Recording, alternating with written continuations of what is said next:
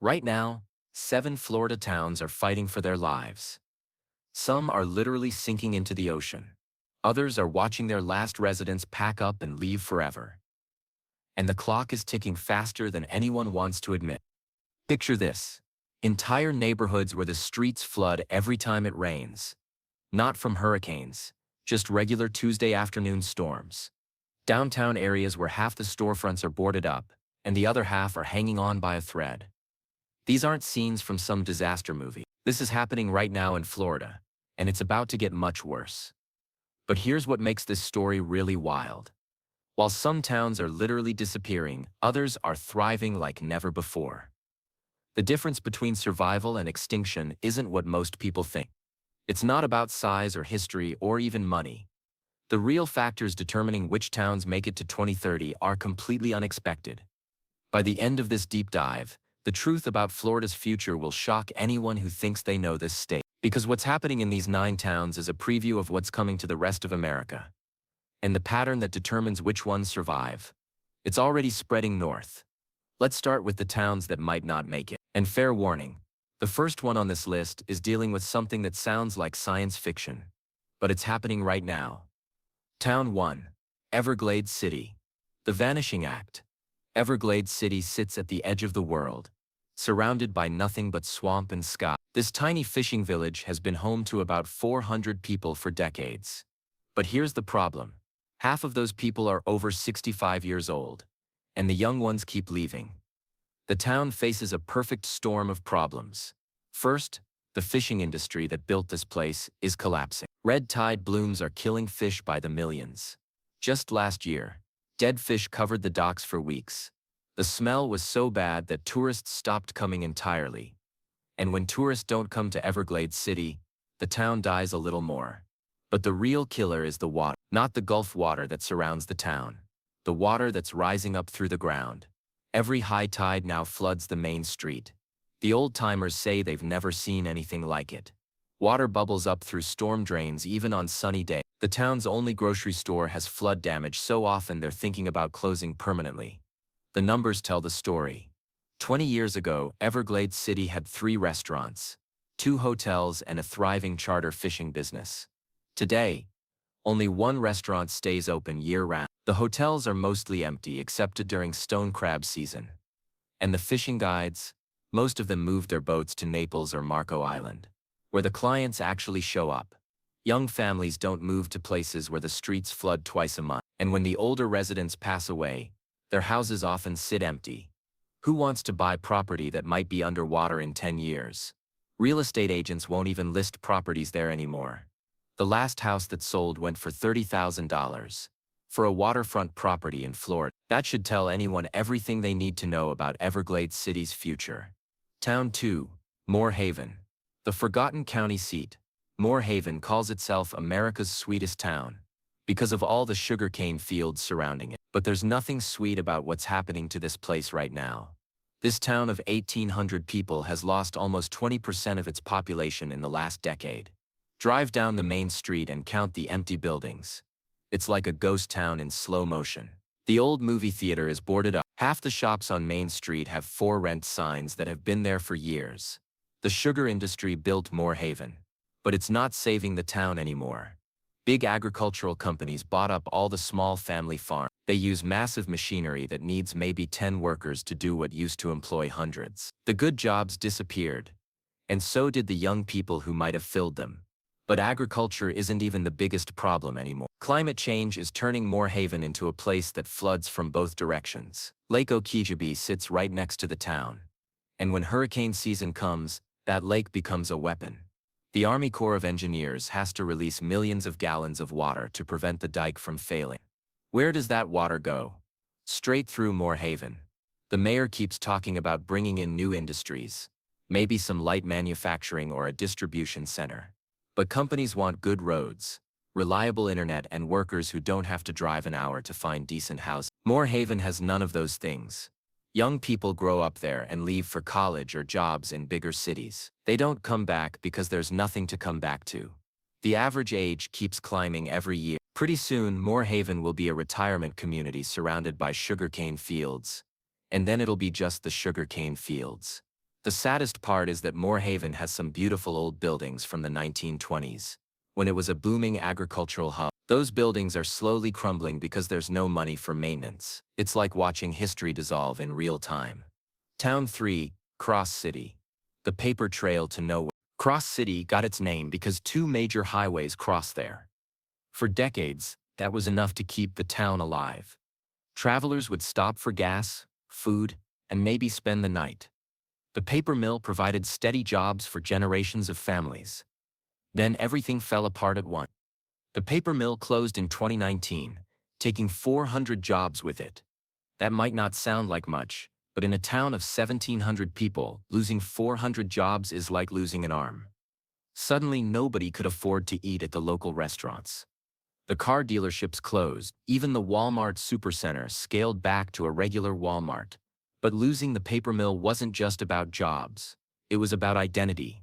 For 50 years, families planned their lives around that mill. Parents worked there. Kids grew up expecting to work there, and grandparents retired with mill pensions. When it shut down, it didn't just take jobs. It took the future. There's talk about turning Cross City into a retirement community, banking on cheap housing and a quiet lifestyle. But retirees want good medical care, shopping and entertainment. Cross City has a small clinic, a Dollar General, and not much else. The most telling sign is what happened to the high school football stadium. It used to be packed every Friday night, the whole town turning out to cheer for the Fighting Dixie Devils. Now the stands are mostly empty. When a Florida town stops caring about high school football, that town is in serious trouble. Some families have been in Cross City for 3 or 4 generations. They remember when Main Street was busy, when the mill whistle marked the rhythm of daily life, when young people stayed instead of leaving. Now they're watching their hometown fade away. One closed business at a time. Town 4 Pahokee. The Muck City Blues Pahokee sits on the southern shore of Lake Okeechobee, built on some of the richest soil in America. They call it muck, black dirt, so fertile it can grow anything. For generations that muck made Pahokee prosper. But prosperity is a funny thing. It can disappear as fast as it arrives.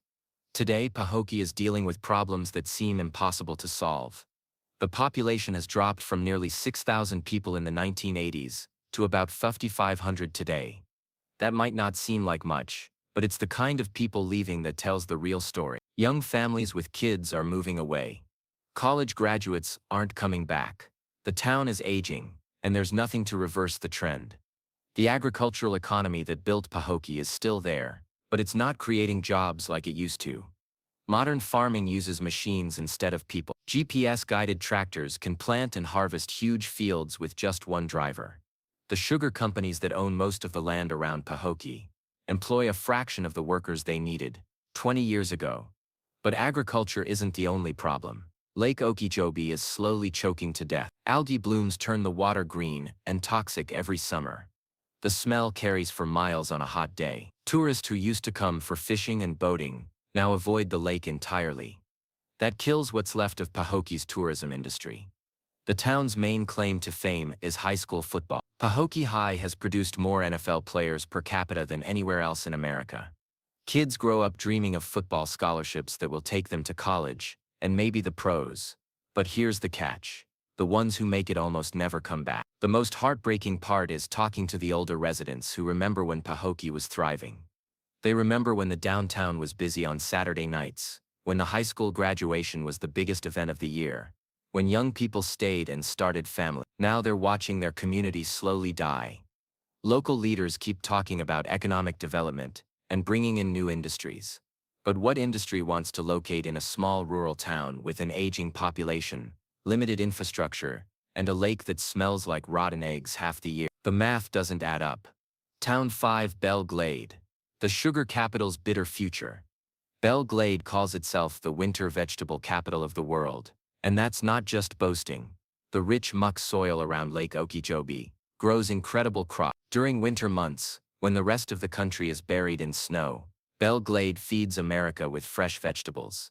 But feeding America doesn't necessarily mean feeding the local economy anymore.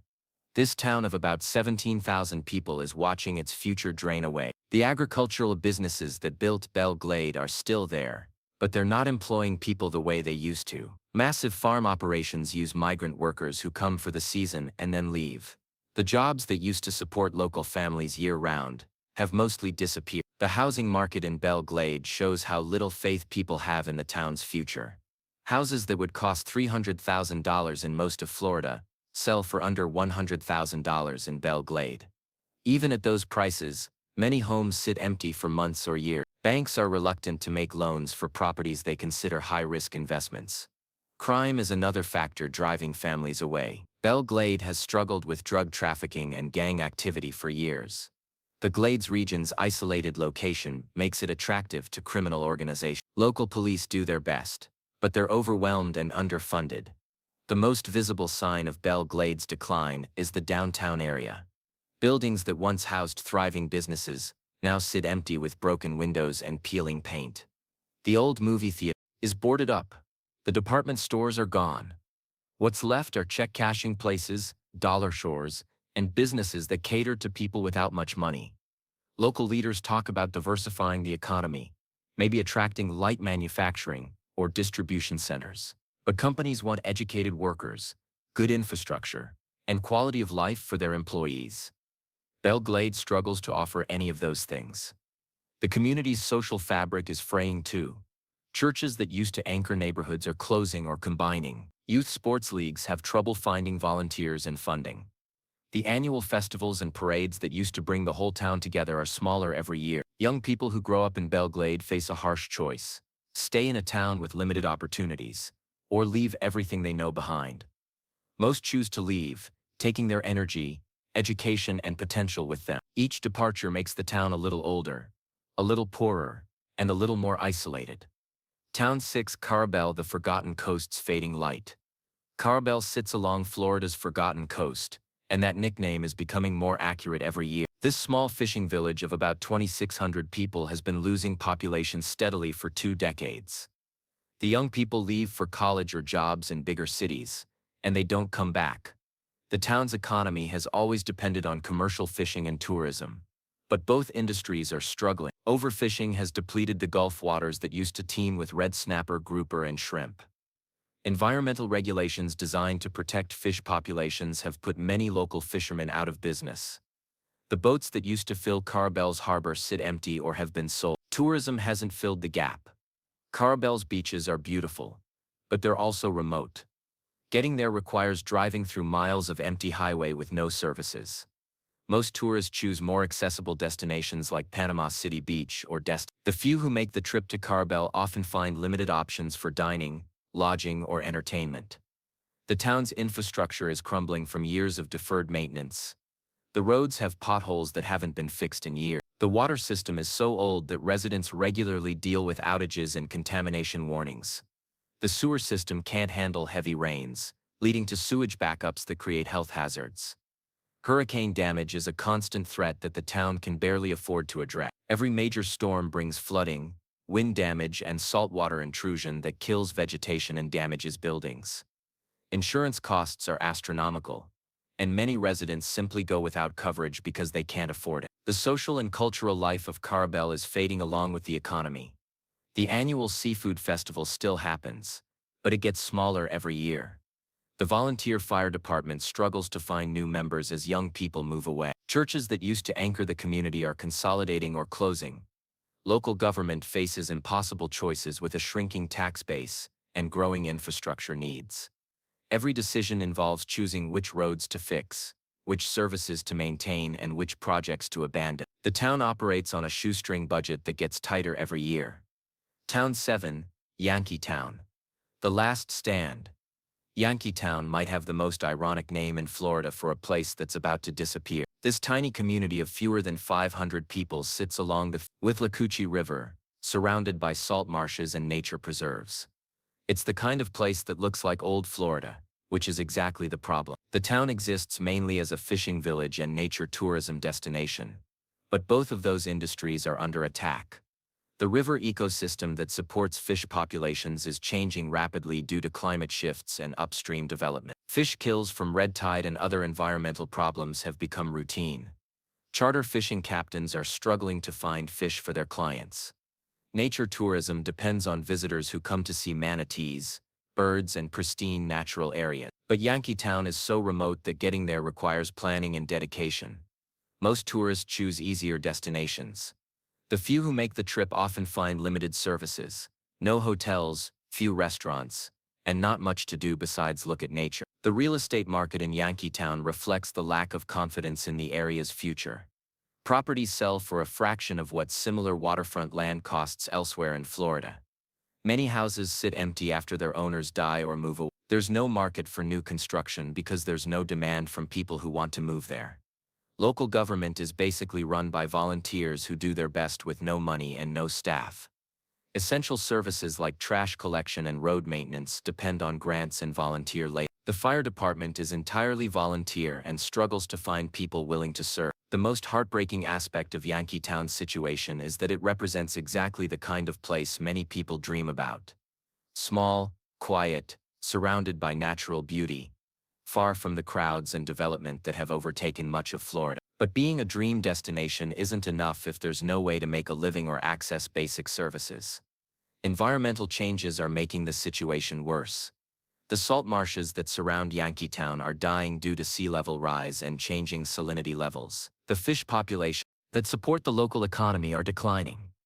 Even the bird watching that attracts some eco-tourists is becoming less reliable as migration patterns shift. The town's future depends entirely on whether enough people are willing to live there, despite all the challenges. Right now, the answer seems to be no. Every year, a few more families pack up and leave. The school-age population has dropped so low that kids have to travel to other districts. When the last school-age families leave, Yankeetown will become a ghost town with a few retirees and empty houses. But not every Florida town is fading away. While some communities struggle with rising seas, economic collapse, and population decline, others are finding ways to thrive. The difference isn't what most people expect. It's not about size or location, or even money. The towns that are surviving have something else entirely. Town 8, Mount Dora. The antique success story. Mount Dora proves that small Florida towns can not only survive but actually thrive in the modern world. This charming city of about 15,000 people has figured out the secret that eludes so many other communities: how to turn character into cash. Located about 25 miles northwest of Orlando, Mount Dora sits on rolling hills around beautiful lakes. But geography alone doesn't explain its success. Plenty of Florida towns have nice lakes and decent locations. Mount Dora's real advantage is that it decided to embrace what made it different, instead of trying to become like everywhere else. The town's strategy was brilliant in its simplicity. Instead of chasing big box stores and chain restaurants, Mount Dora focused on becoming a destination for antique shopping, art galleries, and unique local businesses. The historic downtown is packed with antique stores, craft shops, and restaurants that can't be found anywhere else. This wasn't an accident. Local leaders made deliberate choices to preserve the town's historic character while welcoming businesses that fit the community's vision. They created design guidelines that encourage new buildings to complement the historic architecture. They invested in streetscapes, parks, and public spaces that make the town pleasant to walk around. The business environment in Mount Dora encourages entrepreneurship. Local banks make loans to small businesses. The city government streamlines permitting and licensing. Business organizations work together to promote the downtown and attract visitors. New businesses can succeed because they're part of a larger ecosystem that supports commerce. Education is another strength. The local schools perform well academically and offer programs that prepare students for college or careers. Many graduates choose to leave for college, but some come back to start businesses or raise families. The cycle of young people leaving and returning is healthy for the community. Real estate development has been managed carefully to preserve the town's character while allowing for growth. New residential areas are designed to complement existing neighborhoods. Commercial development is concentrated in areas that don't compete with the historic downtown. The result is growth that enhances rather than destroys what makes Mount Dora special. The success story continues with recent developments. New restaurants and shops open regularly. Housing developments on the edges of town are selling quickly. The art scene continues to grow. Property values are strong, and the tax base is expanding. Mount Dora is one of the few small Florida towns where young families are moving in rather than moving out. Town 9, Celebration. The Engineered Paradise. Celebration represents a completely different approach to building a successful community. Instead of growing organically over decades, this town was designed from scratch by the Walt Disney Company to be the perfect American community. The results are mixed, but undeniably impressive from an economic perspective. Created in the 1990s as Disney's vision of an ideal hometown, Celebration was planned down to the smallest detail. Every building, street, and public space was designed to create a specific atmosphere and lifestyle. The town center looks like a movie set version of small-town America, complete with white picket fences, front porches, and tree-lined streets. The population of about 11,000 people includes a carefully curated mix of families, professionals, and retirees. Housing prices are high, significantly higher than comparable communities in the area, but demand remains strong. People are willing to pay premium prices for the lifestyle and amenities that Celebration offers. Celebration's approach to community development offers lessons for other towns trying to attract and retain residents. High-quality amenities, strict aesthetic standards, and professional management create an environment that people are willing to pay premium prices to live in. Whether other communities can replicate this model without Disney's resources and brand recognition remains to be seen. The town continues to evolve and expand with new residential and commercial developments planned for the coming year. Property values continue to rise, and the population is growing steadily. Unlike many Florida communities that struggle with aging populations and economic decline, Celebration is attracting young families and maintaining a healthy demographic balance. Florida's tale of two futures. The contrast between these 9 Florida towns tells a story that's playing out across America. Some communities are disappearing while others are thriving, and the factors that determine success aren't what most people expect. But the deeper issue is that these towns haven't found a way to create value in the modern economy. They were built around industries and lifestyles that made sense 50 or 100 years ago, but don't work anymore. The global economy has moved past them, and they haven't figured out how to adapt. The towns that survive will become models for others to follow. The ones that fail will serve as warnings about what happens when communities can't adapt quickly enough to changing circumstances. Either way, they're writing the first chapter of a story that will play out across the entire country in the decades to come. The clock is ticking and time is running out for communities that haven't found their path to survival. By 2030, Florida's map might look very different than it does today, with fewer dots marking human settlements and more empty spaces where towns used to be. The question isn't whether this transformation will happen. It's already happening. The question is how many communities will find ways to survive.